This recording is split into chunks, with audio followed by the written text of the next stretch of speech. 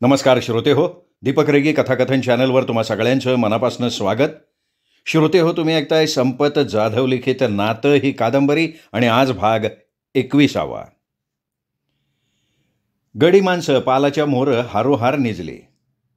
रामानं डोसक्यावरचं पाकुटं काढलं, उशाला घेतलं, पैरण काढून आत दिली. पुन्हा हातरुणावर येऊन बसला. उघड्या बोडक्या डोक्यावरनं हात फिरवून दोन्ही हाताची वंझळ तोंडावर धरून डोळं झाकून धरणीला अंग टाकलं.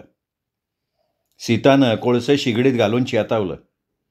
कोळसं तडतडायला लागलं तसं त्यानं वावड्या त्यात टाकल्या, राधीला शेक दिला. फडक्यात वावा घेऊन गरम केलं, पोराचं नाकतोंड शिकलं, टाळू शेकली आणि दडपून निजावलं. रात निवळायला लागली. कोण निजलं तर कोण जागं. वड्याच्या काठाची झाडं वाऱ्यानं हालायला लागली तसं फडफडून कावळं वरडायला लागलं. तेव्हा रामानं अंथरुणावरनं उठून जांभळ्या देश सीताला हाक मारली. सीता जागीच होती. ती उठून उघड्या पोरींच्या अंगावर टाकून बाहेर येऊन रामाजवळ उभी राहिली. अगं लेकुरवाळी पोर, शिव वालांडून न्यायची आहे. उन्हा वाऱ्याचं उन्हा तापायच्यात नेली पाहिजे. आणि मला वाटतंय राधीला 1.25 महिना घेऊन जावं. पण अशा वागताला बोलावं तरी कसं? म्हणतेली आमच्या घरात चाललंय काय आणि ह्यांना यांच्या पोरींची चिंता. तसं नाही व, त्यांच्या म्हणण्याचं जाऊ द्या. पर वली भाळंतीन लेकराबरोबर शिव वलांडून न्यायची कशी? सीतीनं काळजी करत रामाला सांगितलं. लेकराला लेकुरवाळीला बाहेर वाशाचं वाया नग म्हणून ती नग म्हणत होती. अगं बायला आपल्या संगट किटकीला न्यायची, मग पोरीचं कोण करणार? रामाचं आणि सीतीचं बोलणं लक्ष्मी हातरुणात पडून ऐकत होती. आव तुम्ही म्हणताय आपल्या घरी नेऊ, एवढा येळ तुम्ही बोलला, पर एका तरी येळाला त्या म्हणल्या का मी येते म्हणून? अव त्या हिथं हातपाय खोडून मरत्याल, पर सौरीच्या दारात उभ्या राहायच्या नाहीत. सीती बोलत होती. लक्ष्मी सारा ऐकून गप पडली होती. सीतानं तिच्या पदरात चांगलं माप टाकलं म्हणून तिचा ऊर भरून आला. पाटलानं सांगितलेले कामावर कोण तात्या दाट सावली बघून आंब्याच्या झाडाखाली आडवा झाला. पापणीला पापणी लागली आणि त्याला भोंगवलीची सय झाली. तो उठून बसला. जाऊनच यावं असा मनात विचार करून ट्रॅक्टर घेऊन तो घरी आला. ट्रॅक्टर पाटलाच्या अंगणात लावून माघारा निघाला तर रामासमोर. काय र येरवाळी आला सा? आबा अरे काम लवकर उरकलं, म्हणलं भोंगवलीचं काही समजलं नाही, जाऊन यावं. वरती तशी माथे फिरू, राधीला तशीच सोडून आलो. बोलत बोलत ती येऊन घरात शिरली. चंदा पोरी तांब्या भरून दे पोराला. तात्या पाणी पिला आणि आईजवळ जाऊन टाकला. जेल्याचं पोरग शेजारीच निजलेलं. तात्या त्याला घ्यायला लागला तर सुभी मोरं आली. अव थोरलं, त्यो आत्ताच निजलाय, उठलं की मोकार वळते, काम सुधरू द्यायना. सुभी बोलली तसं तात्यानं हातच आखडून घेतलं. खरा खरा त्याचं तोंड उतरलं. त्याची बायको बघत होती. तिचं मन तारमळलं. पुण्यांदा त्या पोराला हात लावू नका, ती वरडली. अगं ताई, माझ्या मनात तसं काय नाही ग, उठलं की किरकिर करते म्हणून म्हणलं मी. सुभी कळवळून बोलली, पर चंदी मनातनंच सरफडत होती. तुझा दोष नाही ग, त्या मुडद्या देवाचा आहे. आम्ही कंच घोडं मारलंय तवा. तडा तडा करत ती बाहेर गेली सुद्धा. माझं चुकलं. बोलता बोलता सुभीनं पोराला उचलला, तात्याच्या मांडीवर ठेवला. अगं पर म्या कुठं काय म्हणलोय? ह्या लबाडा करता एवढा वादूंग चाललाय, पण ह्याला आहे का त्याचं काय? ह्यो झोपलाय निवांत. पोराचं नाक लाडानं धरत तात्या बोलला. बराच वकू तात्या पोराला खेळवत होता. चंदा सुधीक त्याच्या शेजारी येऊन बसली. रामाला बरं वाटलं. अरे आबा, म्या काय म्हणतोय, येऊ का जाऊन भोंगवलीला? मला बी लय उदास वाटते.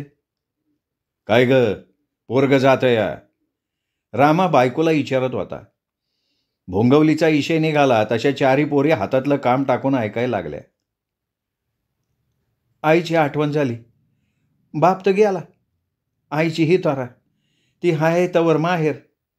साऱ्या भणींला वनवाशी असल्यावानी वाटायला लागलं. सीते जाऊ दे. मामा, म्या जाऊ का त्यांच्या संगट? चंदीनं विचारता साऱ्या तिच्याजवळ आल्या. पोराकरता सुभीला काय करता येईना म्हणून ती निस्ती बघत होती. पोरीनो, माझं एक ऐकाल का? मामा, अहो खिनभर थांबायचो नाही. नुसतं आईला बघून गेल्या पावली मागायला फिरतो, नाही म्हणू नका ना. हिरी बोलली, रडायच लागली. अगं पोरी, म्या नाही म्हणत नाहीये. माझं म्हणणं होतं, उद्याच्याला आपण समधीच गेले असतो. रामानं सुनांना उद्याच्याला जाऊ म्हणल्यावर उरावर दगड ठेवून त्या वय म्हणल्या.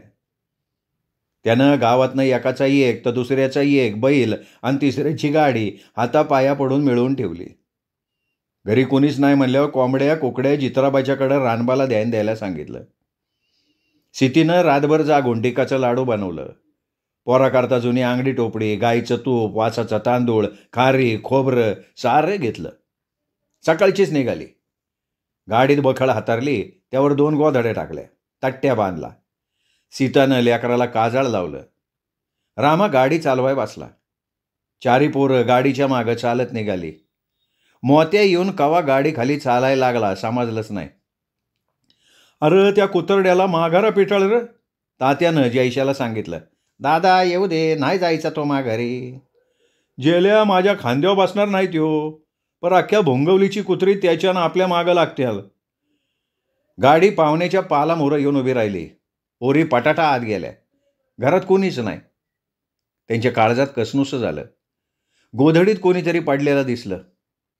तारीनं तोंडावरची गोधडी बाजूला वडली तर त्यात आय. मड्याची काळा आलेली आई आहे म्हणून ती वरडली. तिनं निस्त्याच पापण्या हलवल्या. सारी तिच्या भोवताली जमली. चंदानं हंड्यातली तवली भरून घेतली. सीतानं लक्ष्मीच्या मानगुट्याखाली हात घालून उठवून बसावली. तिनं पाणी तिच्या तोंडाला लावलं. तिने तोंड बंद करून घेतलं आणि निस्ती साऱ्यांच्याकडं बघायला लागली. घरात लक्ष्मी एकटीच. पोरी जावाय नाहीत. शेरडा दावणीला तशाच बांधून, कोंबड्या डालग्यात, वली बाळंतीन घरात नाही. कुठं गेली असतेली? साऱ्याची मन चिंतागती झाली. चंदा पोरी चा कर ग, जरा 4 घोट पोटात गेल्या हुशारी वाटेल. बोलता बोलता ती उठून बाहेर आली. अरे पोरांनो, घरात कोणीच नाही. 4 अंगाला जाण बघा बरं. पोरसनी सांगून ती परत आत आली. पितळीतून वतून चंदी आईला चहा पाजायला लागली. शिभर चहाचं पाणी घशात गेलं आणि तिला जोरात ठसका लागला. सारा चहा नाका तोंडातनं बाहेर आला. डोळ्याच्या गारगुट्या झाल्या.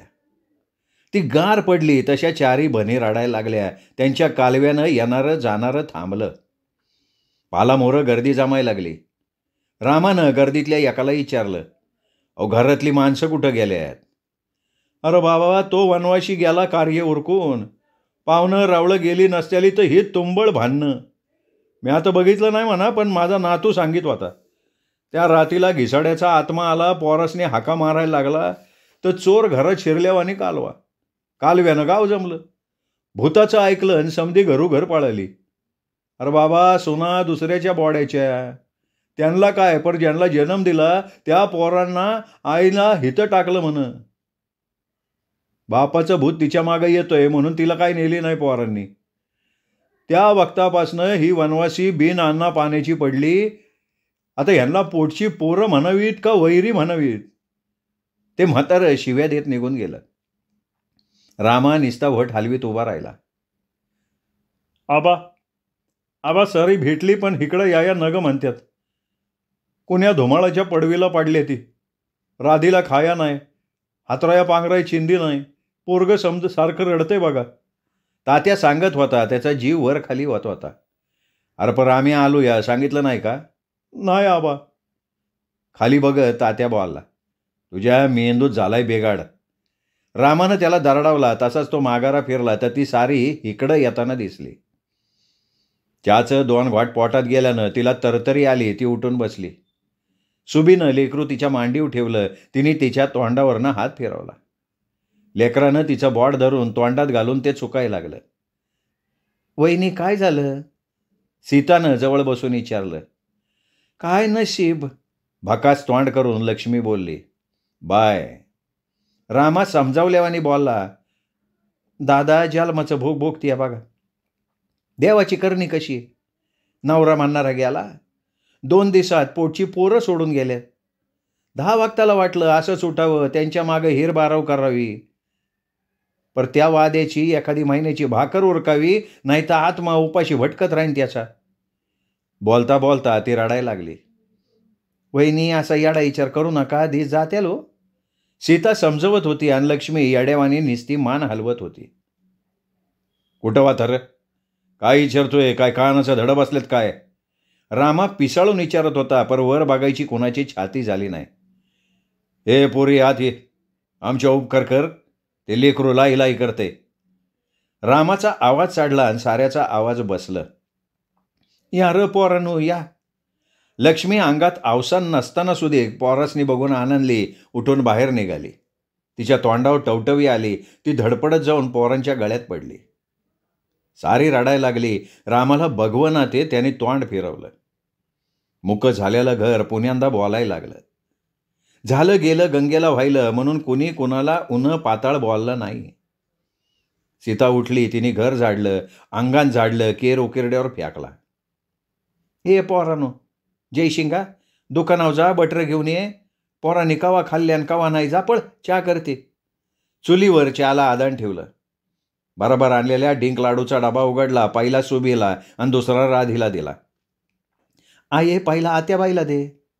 न ग, मला कशाला मेलीला, तुम्ही खा ग, दूध आलं पाहिजे, लेकरू प्यायचंय.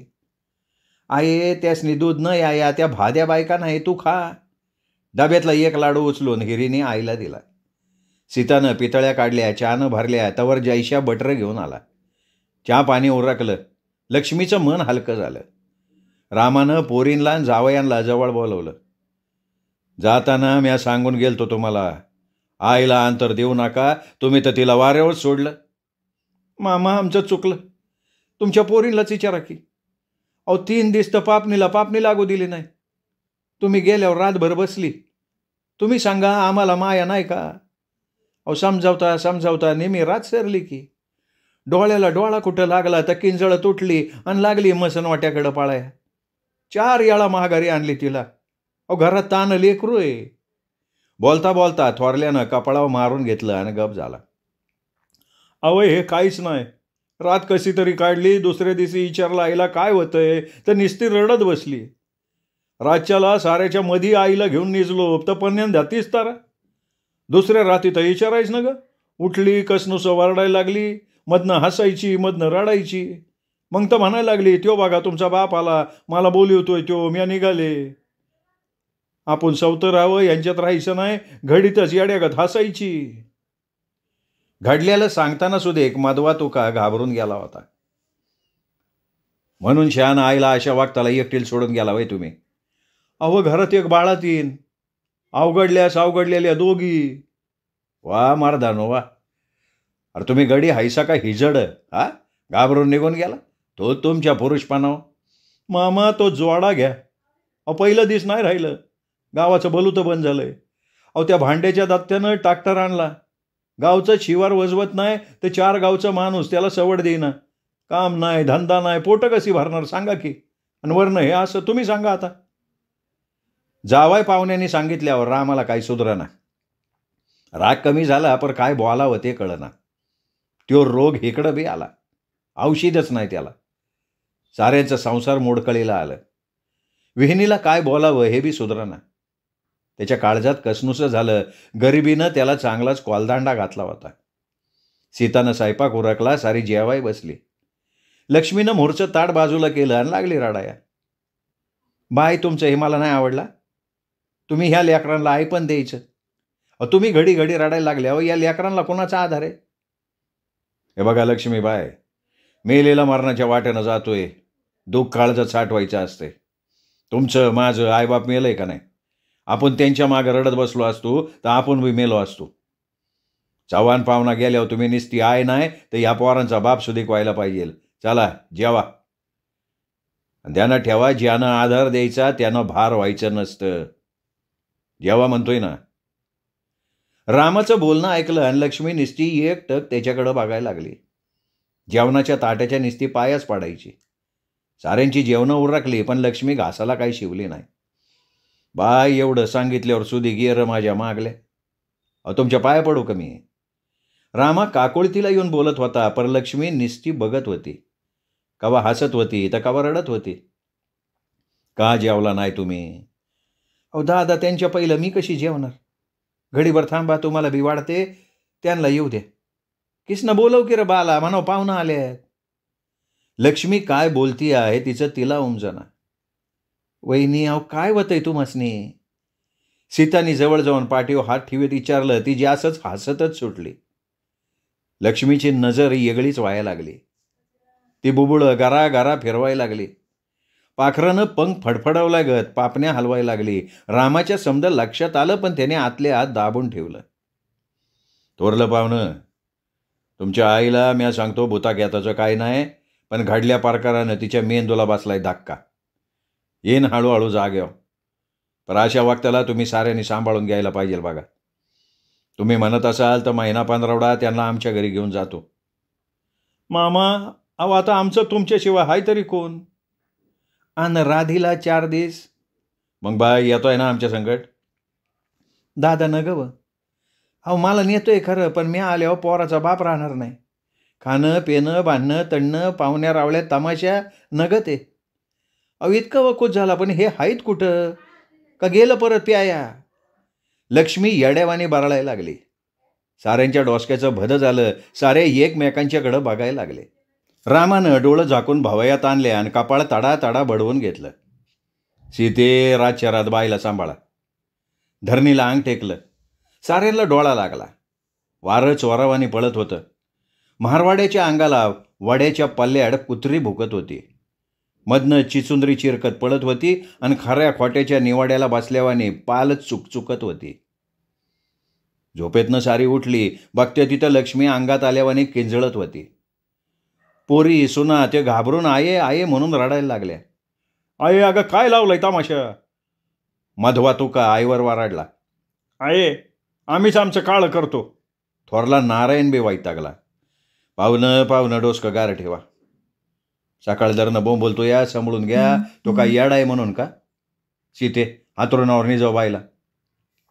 बा आहे बघितलंच ना सावताच्या डोळ्यानं. भ्यानं काळीच फुटायचं वकूत आला आणि तुम्हासनी आमचीच चूक दिसत होती ना. म्हणजे बघा की तिच्या नशिबानं आई मरतीये त्याचं काय नाही आणि हिला भ्या वाटायला लागलंय. तारीचं आणि गोदीचंच झोपलं. रामानं दोघींना दापलं. लक्ष्मीला गप केलं. लक्ष्मीच्या अंगावर 2 ल्यापाटी टाकून दडपून निजावलं. तारी हिरी आईला टेकून बसल्या. आईची ही दशा बघून पोरं हापकून गेलेली. शानपणाच्या 4 गोष्टी सांगता सांगता कोंबडा आरवला. लक्ष्मी मात्र काळ झोप लागल्यावानी घोरत होती. उरका की साऱ्यांनी म्हणत रामा लक्ष्मीचं काय करायचं म्हणून विचार करायला लागला. किकवीला न्यावी तर आपण जायचो पोटापाठी. रस्ता पाण्यावानी वाहतोय, डोळा चुकून पळायची. बरं वाईट झालं जन तर जन्मभर आपल्या माथ्यावर टेपूर. निघानिघ झाली. सुबिनान राधीनं पोरांना पाजलं. लुगड्याच्या धडप्यातनं कानपाटं बांधली आणि धोत्रात पोरांना गोडाळलं. गाडीत बसून समधी घरी आली. भोंगवलीवरनं आल्यापासनं कोणालाच अन्न गोड लागना. कामधंद्यात ध्यान लागना. बापाचं मरण आणि आईची ती दशा. दिस उगवल्यापासनं मावळस्तवर रडण्यातच जात होता. पोरी सुना 2 नातू घरात आली. सीता धावपळून बाळतनीचं करत होती. राधीचा सुटावडा 5वी पुजायची. 12वीचा ना करावं तर आडगी जात नावं ठेवायची. करावं तर पाहुण्याचं तसं झालेलं. दोघं आडकीत त्यात गावलेली. 3 वार कुठं लोटते ती तर सोनी आणि गोदी दोघे बाळातीन झाले. सोनीला पोर, गोदीला पोरगा. सीताचा जीव सुटल्यावानी तिलाच बरं वाटलं. तिन्ही 4 बाळातनीचा करता करता सीताचं कंबारडत पिचून गेलं. पोरी बाळातीन झाल्याचा सांगावा भोंगवलीला गेला तसं तिघं जावाय पळत पळत आलं. निस्तच भावांना बघितलं आणि चौघींनी आई कुठे म्हणून कालवा केला. बहिणीने विचारलं तसं तिघं एकमेकांच्या तोंडाकडे बघायला लागली. तू का आई बरी आहे ना? आणि काय रे तिला आणली का नाही तुम्ही? साऱ्या बहिणी विचारायला लागल्या, पण भाव काय बोलना. तेव्हा काय झालं आणि काय नाही म्हणून रामान सीता काळजीनं जावयाला विचारायला लागली. अरे तू का म्या काय विचारती? अरे आहे कुठे? सुबीनं रडत विचारलं. अरे आमच्या लेकरांना तरी बघू द्या. का जाऊ माघारा आम्ही? पाहुणं काय उरफाटं ताणताय? तर बघा मामा तांडायचा सवाल नाही.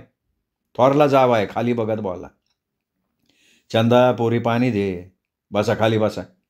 रामानं पाहुण्यासनी बसाय गोंगडी टाकली. पर जावाय भनीनं दिलेलं पाणी हुब्यानंच पिली. पाहुणं हुब्या गावावरनं आल्यावानी काय करताय? रामानं जावयाला खाली बसत विचारलं. अबा कशी बसतेली? दारात आली नाही तर चौघीने गोसावणीवाणी कालवा चालवलाय. राधा बोलली तसं सुनांचं आणि तिचं झोपलं. सुना आरडाया लागल्या. राधे गबस की पोरी, त्या त्यांच्या भावाला बोलत्यात. आहे पण त्यांचं भाव आमचं नवरं आहेत ना. राधे ग बसा. आईनं सांगितलंय समधी ग बसा. पाहुणं तुम्ही खाली बसा. मला एक सांगा, तुमची आई कशी आहे? मामा, आम्ही पोटाच्या मागं काम धंद्याचं बघावं का तिच्या मागं हिंडावं? थोरलं पाहुणं, अहो दुनिया वेगळं तुमसनी पोट दिलंय वय. पोट म्हणून बायका पोरसनी सांभाळणार हे का त्यासनी बी सोडून देणार आहे? मामा, अहो ती माणसात आहे वय. कालच्याला कामावनी येत होतो, आईला लुगड्याची सूद नाही का कॅसाची, निगड्याच्या वाड्यामोरं भीक मागत होती. तू क्या? अरे भाडे असं असताना सुधीक तिला सोडून आला वय?